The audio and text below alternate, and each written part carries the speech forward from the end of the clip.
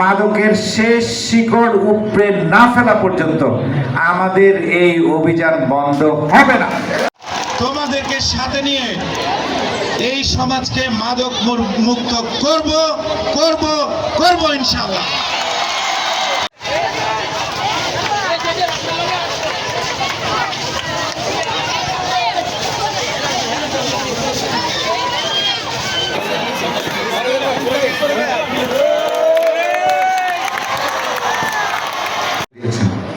একটা জিনিস আমি আপনাদেরকে বলবো, সেটা হচ্ছে যে একটা সমাজ ওই অপরাধীর চেয়ে যতটুকু নষ্ট হয় তার চেয়ে বেশি নষ্ট হয় এই সমাজের যারা মুরব্বী, সমাজের যারা মাথা, তারা যখন কথা বলা বন্ধ করে দেয়।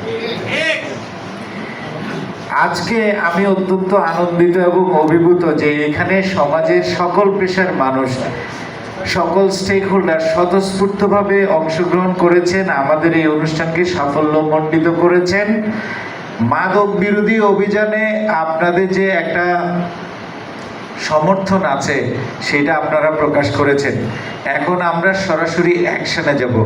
এই অ্যাকশন ডাইরেক্ট অ্যাকশন, এটা মিছিলের ব্যবসায়ী, মাদকের ডিলার, মাদকের গডফাদার কাউকে ছাড় দেওয়া হবে না। যাদের প্রকাশ্য জীবিকা নাই, হঠাৎ করে বাড়ি করেছেন, গাড়ি করেছেন, তাদেরকে আইনের আওতায় আনা হবে। আমরা জানি মাদকের টাকা বিক্রি করে, মাদকের ব্যবসা করে আপনি বড়লোক হয়েছেন। মাদকের সাপ্লাই চেইন আমরা একদম কেটে দেব এবং মাদকের শেষ শিকড় উপড়ে না ফেলা পর্যন্ত আমাদের এই অভিযান বন্ধ হবে না। আসলে আমরা এতক্ষণ সমাধানও শুনলাম, সমস্যাও শুনলাম, এবং আমি আসছি আজকে 4 মাস 17 দিন 16 দিন হচ্ছে।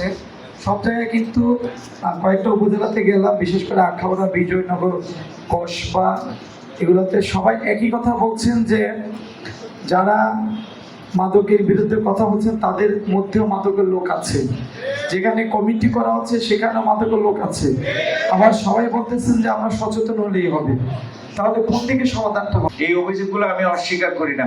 আমাদের লোকের মধ্যেও এরকম আছে যে অভিযানে পাঠিয়েছি, পাঠানোর পরে অভিযান টিমের একজন খবর দিয়ে দিয়েছে যে আসতেছি আমরা। আমি পরিষ্কার করে বলছি, আগে ঘর পরিষ্কার করা হবে। কেউ যদি এরকম গাদ্দারি করেন তাকে কিন্তু ছাড় দেওয়া হবে না, এবং এইটার জন্য একদম শক্ত অ্যাকশন।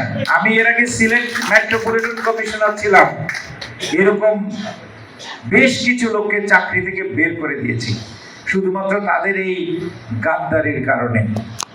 এইটা কোনো অবস্থায় সহ্য করা হবে না। মাদক নির্মূল অভিযানে আমাদের এই সর্বাত্মক অভিযান চলমান থাকবে যতদিন এটা বন্ধ না হবে।